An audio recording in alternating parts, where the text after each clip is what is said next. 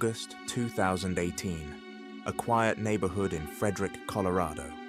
Cameras roll as a young father, Chris Watts, stands on his porch, pleading for the safe return of his pregnant wife, Shanann, and their two little girls, Bella and Celeste. His voice is steady. His words are carefully chosen, almost too carefully. The world saw a worried husband. Hours later, detectives saw a killer. Behind that calm delivery, suspicion had already begun. Earlier that day, Shanann's close friend Nicole grew alarmed when Shanann missed a doctor's appointment and wasn't answering calls. Nicole knew this wasn't like her. Concerned, she contacted the police. When officers arrived, Chris let them in. They found Shanann's purse, her phone, even her medication, all the essentials she would never leave behind. But there was no Shanann, no children. Chris's composure struck investigators as unusual. He didn't seem frantic or panicked. He didn't bombard officers with questions or insist they find his family. Instead, he calmly repeated a simple line to the cameras. "Shanann, if you're out there, just come back." But behind that soft plea, detectives were already beginning to sense that the man speaking on live television was hiding a devastating truth. On social media, Shanann Watts presented a life many envied. Smiles filled the screen. Videos showed family trips, birthday celebrations, and playful afternoons with Bella and Celeste.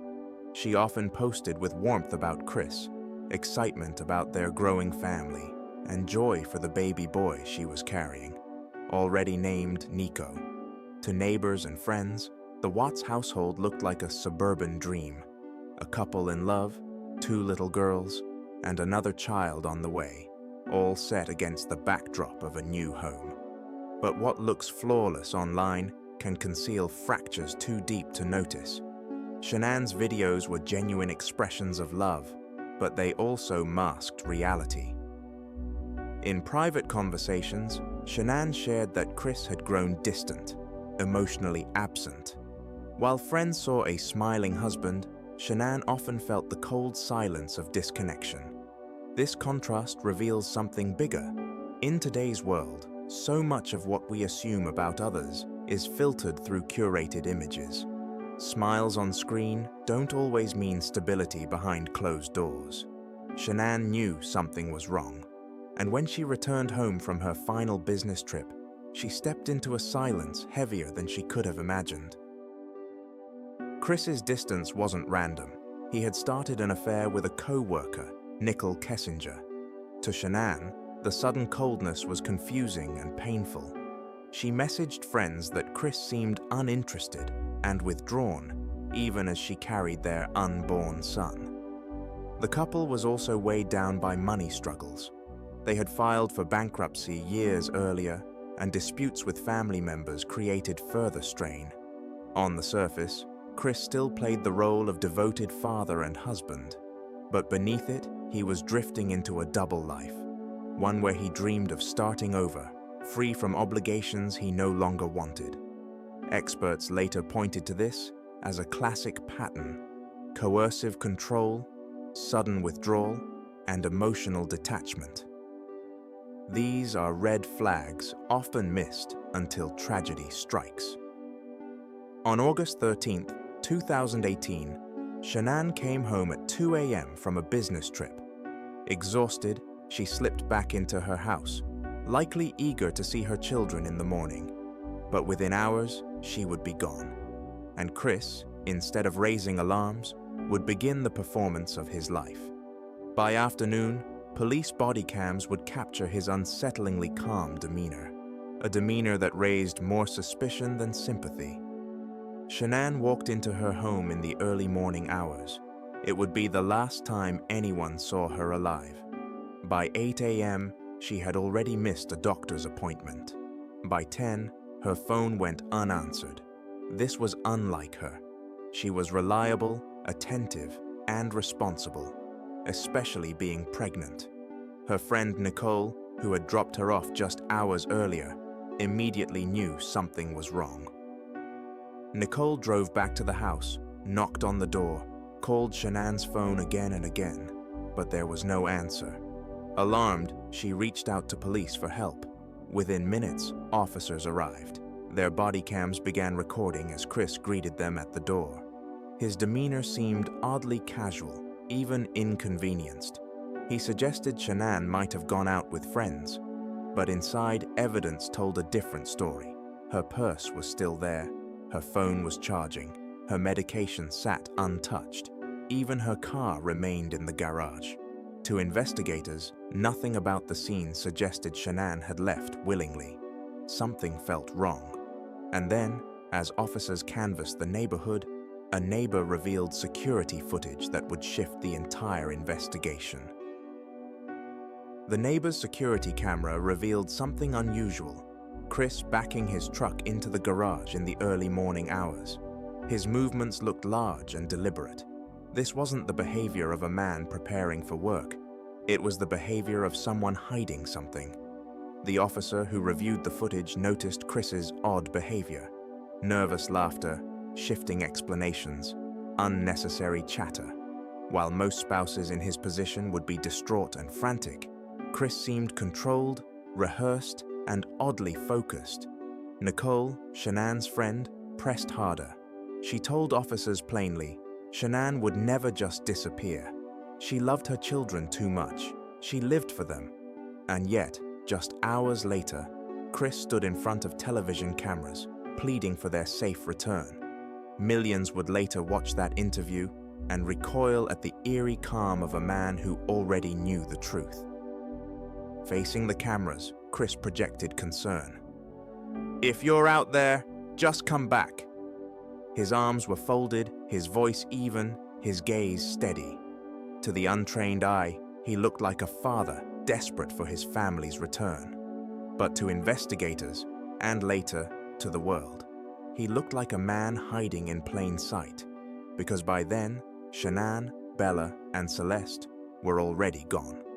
That interview would later become viral, replayed endlessly, and dissected frame by frame.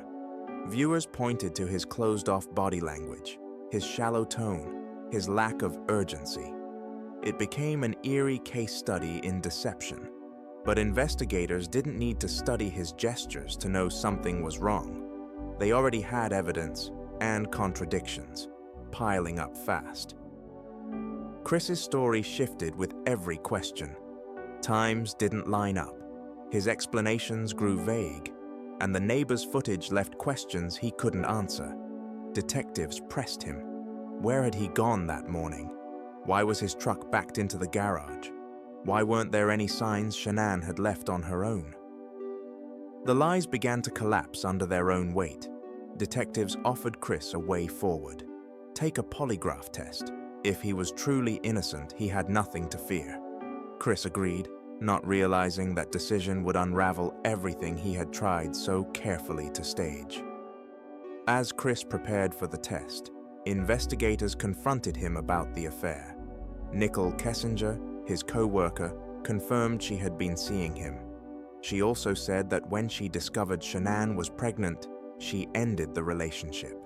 The double life was no longer a secret. Chris wanted freedom.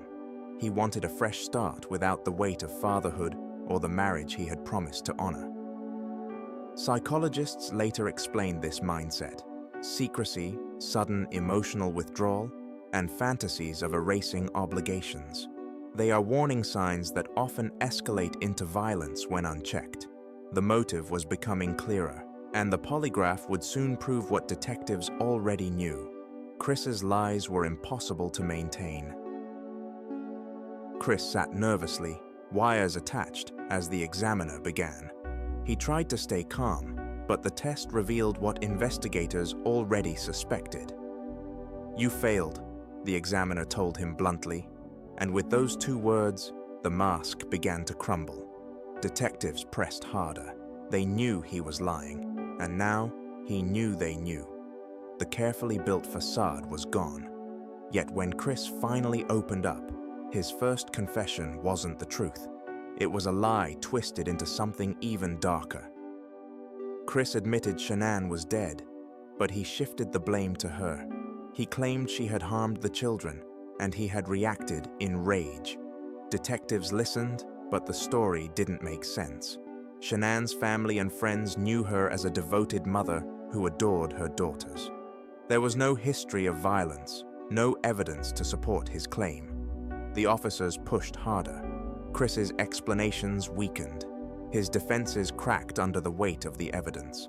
And finally, under relentless pressure, Chris confessed to the full horror of what he had done. Chris admitted he strangled Shanann after an argument. Then, as his daughters cried for their mother, he smothered them too. Bella, only 4 years old, begged, "Daddy, no." He carried their bodies to his truck, drove to a work site, and carried out a chilling plan. Shanann was buried in a shallow grave. Bella and Celeste were lowered into crude oil tanks. A father, erasing his family to make room for another life he had imagined with someone else. Now, detectives had his confession. The next step was to recover the bodies, a discovery that would horrify the world. Search teams moved quickly. At the oil field where Chris worked, they uncovered Shanann in a shallow grave. The children were found in the oil tanks, concealed with chilling precision. The details horrified investigators. The effort to hide them. The cold, calculated choices Chris had made. The small community of Frederick, Colorado, and soon the entire nation, reeled as news of the discovery spread.